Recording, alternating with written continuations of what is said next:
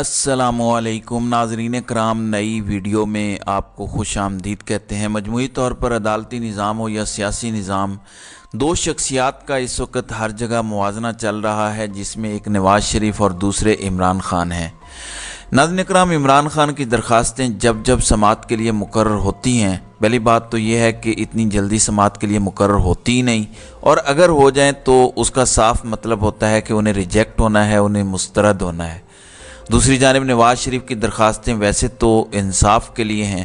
مسلم league نون کے دوست برا بھی مانتے ہیں۔ آج جاوید لطیف پریس کانفرنس کر رہے تھے، جب انہیں کہا جاتا ہے کہ مسلم لیگ نون اس وقت لاڈلی جماعت ہے، نواز شریف لاڈلے ہیں، طاقتوروں کے ذریعے سے لائے گئے ہیں، تو ان کو برا لگتا ہے کہ نہیں، ہم تو لاڈلے نہیں ہیں۔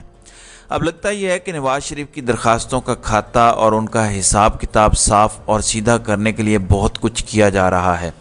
اب اچانک خبر آتی ہے جس کی سمجھ نہیں آئی۔ نواز شریف کی بہت ساری تقریریں ججز اور جرنیلوں کے خلاف ہیں، پھر مریم نواز نے سرگودھا کے جلسے میں حاضر ججز کی تصویریں لگائیں اور ان کے بارے میں مختلف القابات استعمال کیے، لیکن کچھ بھی نہیں ہوا۔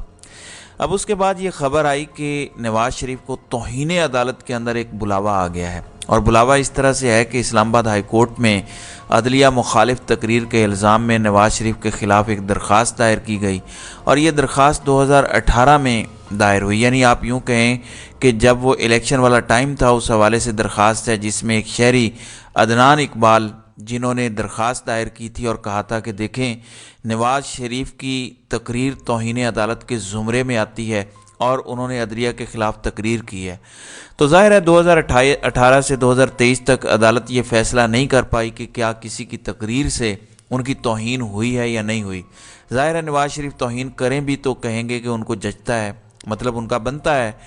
اب جسٹس عامر فاروق، ظاہر ہے ان کی عدالت ایک مثالی عدالت بھی ہے انصاف کے حوالے سے۔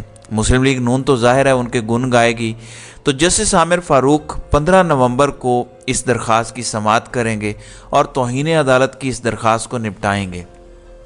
ظاہر ہے اس پر کیا ہوگا، عدالت پہلا سوال یہ اٹھائے گی کہ شہری کو کیسے محسوس ہوا کہ عدالت کی توہین ہو گئی ہے۔ اگر عدالت کی توہین ہوئی ہے تو عدالت خود سے فیصلہ کر سکتی ہے، عدالت خود سے ان کو نوٹس جاری کر سکتی ہے، خود نوٹس لے سکتی ہے۔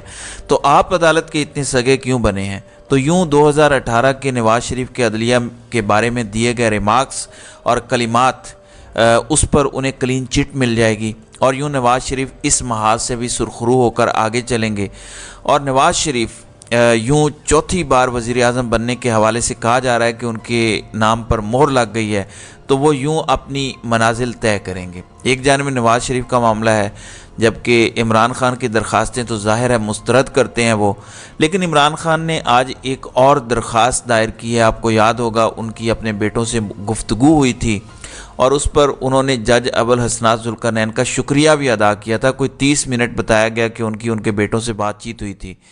اب بتایا گیا ہے کہ انہوں نے ایک بار پھر خصوصی عدالت، جو سائفر والی آفیشیل سیکرٹ ایکٹ کے تحت خصوصی عدالت بنائی گئی ہے، جو عمران خان کے خلاف کیس سن رہی ہے، اس کو انہوں نے ایک اور درخواست دائر کی ہے اور کہا ہے کہ ان سے ان کے بیٹوں کی ہر ہفتے گفتگو کرائی جائے۔ میرے خیال سے اگر عدالت نے ایک بار بات کروا دی ہے تو ہر ہفتے بھی کروائی جانی چاہیے، اور کروانے میں کوئی قباحت بھی نہیں ہے۔ اب گزشتہ ہفتے کیونکہ ان کی بات ہوئی تھی، بات کروائی گئی تھی، لیکن اس ہفتے ان کی بات نہیں کروائی جا رہی۔ ظاہر ہے اب جج ابوالحسنات ذوالقرنین جب آئیں گے تو وہ اس بابت بھی کوئی نہ کوئی ضرور حکم صادر کریں گے۔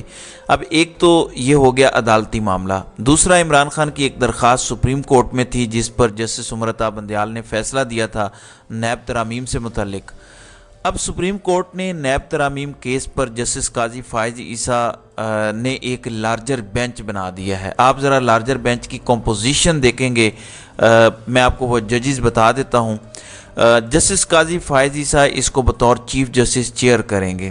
جسٹس امین الدین خان، جسٹس جمال خان مندوخیل، جسٹس اطہر من اللہ اور جسٹس سید حسن اظہر رضوی ہیں۔ یہ 5 رکنی کل بینچ ہے۔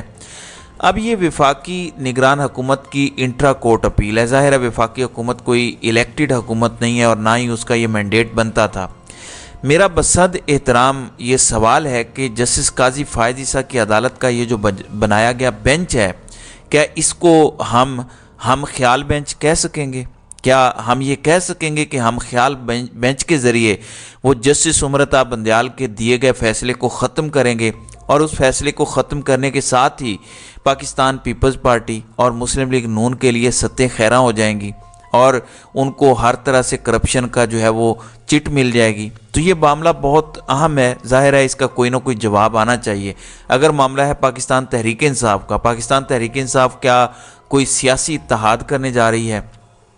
ایک تو پاکستان تحریک انصاف نے اس دن جو فضل الرحمان سے ملاقات ہوئی اور نماز کی ادائیگی ہوئی اور نماز کی ادائیگی کی جو ویڈیو جاری کی گئی اس کا برا منایا ہے۔ ظاہر ہے یہ ایک مذہبی معاملہ تھا، نماز پڑھی، لیکن اس کو جس طرح سے پورٹریٹ کیا گیا وہ کوئی مناسب نہیں تھا۔